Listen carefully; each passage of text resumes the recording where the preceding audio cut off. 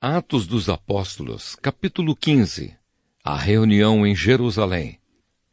Alguns homens foram da região da Judéia para a cidade de Antioquia e começaram a ensinar aos irmãos que eles não poderiam ser salvos se não fossem circuncidados, como manda a lei de Moisés.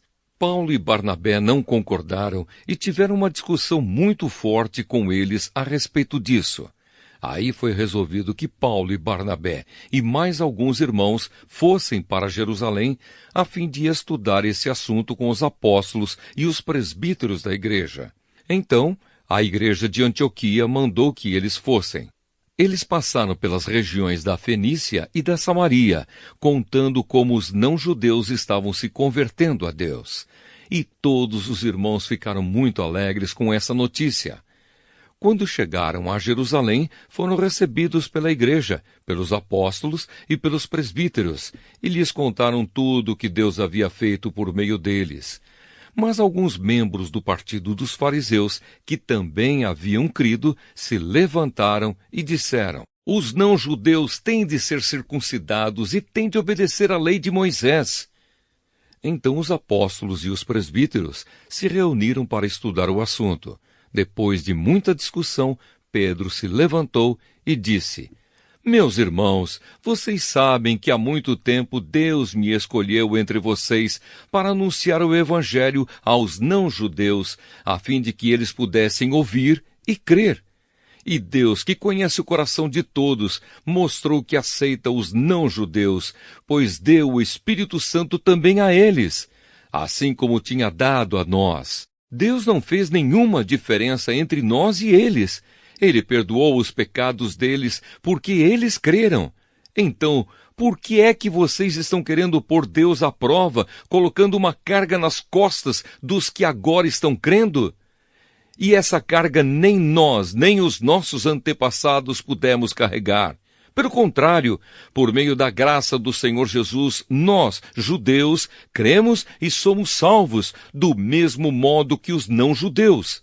Então todos os que estavam ali ficaram calados e escutaram Barnabé e Paulo contarem todos os milagres e maravilhas que Deus tinha feito por meio deles entre os não-judeus. Quando eles terminaram de falar, Tiago disse: meus irmãos, escutem. Simão acabou de explicar como Deus primeiro mostrou seu cuidado pelos não-judeus, escolhendo do meio deles um povo que seria dele. As palavras dos profetas estão bem de acordo com isso, pois as Escrituras Sagradas dizem: depois disso eu voltarei, diz o Senhor, e construirei de novo o reino de Davi, que é como uma casa que caiu.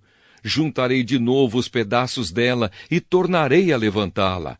Assim todas as outras pessoas, todos os outros povos que eu chamei para serem meus, vão procurar conhecer o Senhor.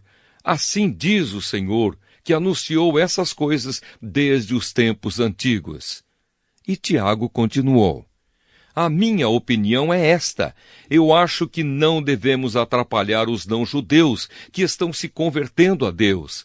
Penso que devemos escrever a eles uma carta, dizendo que não comam a carne de animais que foram oferecidos em sacrifício aos ídolos, que não pratiquem imoralidade sexual, que não comam a carne de nenhum animal que tenha sido estrangulado e que não comam sangue.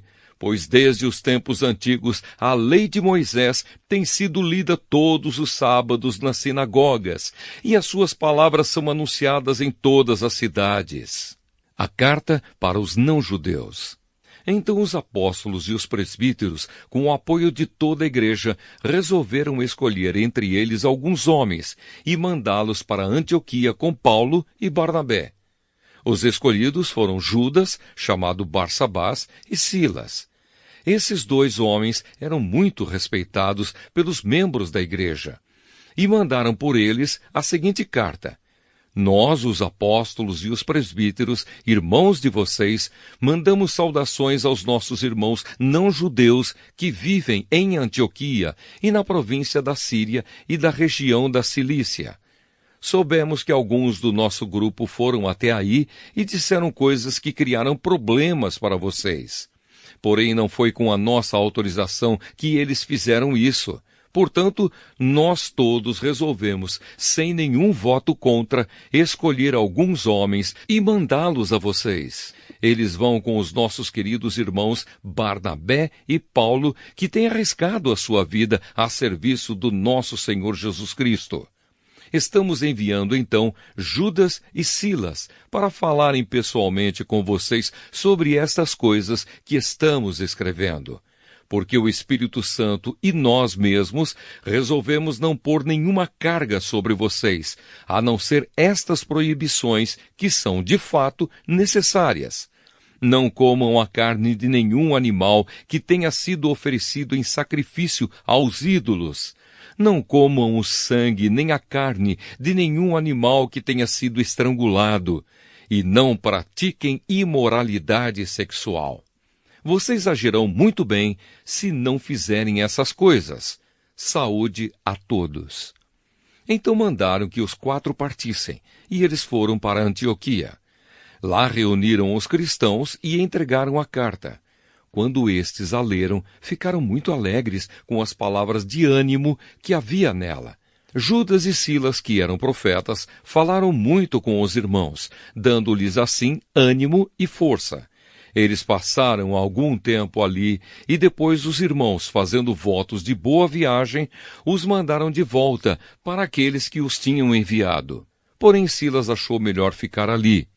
Mas Paulo e Barnabé ficaram algum tempo em Antioquia. Eles e muitos outros cristãos ensinavam e anunciavam a palavra do Senhor. A segunda viagem missionária de Paulo. Paulo e Barnabé se separam. Algum tempo depois, Paulo disse a Barnabé: Vamos voltar e visitar os irmãos em todas as cidades onde já anunciamos a palavra do Senhor. Vamos ver se eles estão bem.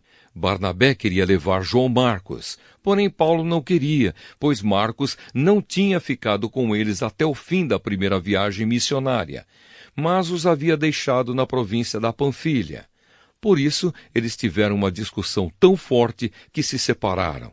Barnabé levou João Marcos consigo e embarcou para a ilha de Chipre, enquanto que Paulo escolheu Silas e seguiu viagem, depois que os irmãos o entregaram aos cuidados do Senhor. E Paulo atravessou a província da Síria e a região da Cilícia, dando força às igrejas.